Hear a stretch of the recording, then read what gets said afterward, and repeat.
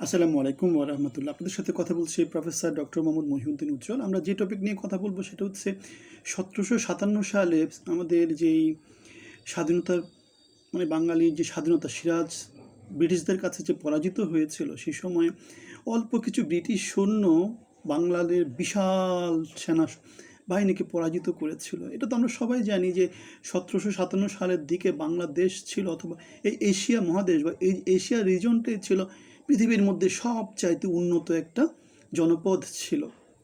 China অনেক উন্নত ছিল, বাংলাদেশ অনেক উন্নত ছিল। সারা পৃথিবী থেকে লোকজন, সারা পৃথিবী থেকে পর্যটকরা বাংলাদেশে আসতো। এখন সেই সময়ে বাংলাদেশকে ব্রিটিশরা কী করেছিল, বাংলাদেশকে দখল করে নিয়েছিল, এবং সেই দখল করা সম্পত্তি চুরি করার মধ্য দিয়ে তারা সারা পৃথিবীতে তাদের রাজত্ব প্রতিষ্ঠা করেছিল। বাংলাদেশ ছিল, অথবা বাঙালি জনপদটা ছিল ব্রিটিশ যে মুকুটটা আছে না, সেই মুকুটের একটা কোহিনূরের মতো, একটা তাজের মতো, একটা one of the greatest symbol in British monarchy. তাহলে ১৭৫৭ সালে যে কাহিনীটা আমরা দেখতে পাই, সেটা হচ্ছে বাঙালিদের বিরুদ্ধে প্রতারণা করেছিল, জাতির ভিতরে প্রতারণা করেছিল। বাঙালির অল্প কিছু লোকজন জাতির সাথে প্রতারণা করেছিল। এখন বাঙালিদের সাথে, বাংলাদেশের সাথে ২৪শে গণ আন্দোলনের সাথে কারা প্রতারণা করছে? প্রথম আলো, ডেইলি স্টার প্রতারণা করছে, অবশ্যই প্রতারণা করছে।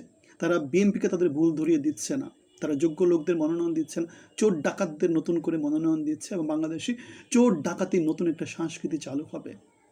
প্রথম আলো, ডেইলি স্টার এরা হচ্ছে গিয়ে ওই যে আমরা যেটা বললাম, মোহনলাল কি ছিল না, যারা ইনফ্লুয়েন্সিয়াল ছিল, গসিটি বেগম, মীর জাফর, ওই ঘরানার লোকজনই এরা বাংলাদেশকে কখনো নরকে নিয়ে যায়, কখনো স্বর্গে নিয়ে যায়, কখনো সুইজারল্যান্ড বানিয়ে দেয়, কখনো বাংলাদেশকে আবার বানিয়ে দেয় আইএমএ জাহেলিয়াত।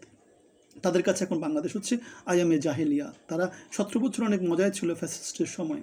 সুতরাং বাংলাদেশিদেরকে প্রভাবিত করার জন্য অল্প কিছু লোকজন বাংলাদেশকে কী করে, বাংলাদেশের মপতন্ত্রকে, বাংলাদেশের লোকজনকে, বাংলাদেশের লোকজনের মানসিকতাকে বিশালভাবে ইনফ্লুয়েন্স করে, এবং বাংলাদেশের অন্ধকার থেকে অন্ধকারে যে বাংলাদেশ যাচ্ছে সেটাকে আরও দীর্ঘায়িত করে, ক্ষুদ্র স্বার্থে, ব্যক্তি স্বার্থে।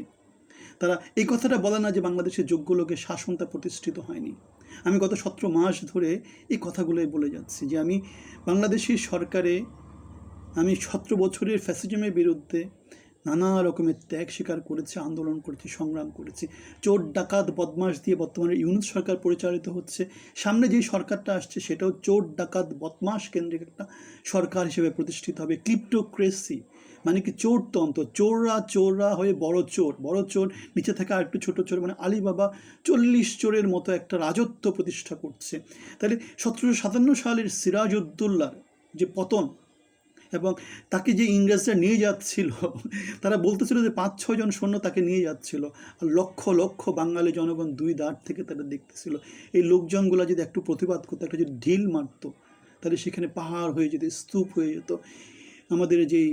আমরা যেই গোলামির যে ঝিঞ্জিরটা পড়েছিলাম সেটা ভেঙে চুরমার হয়ে যেত।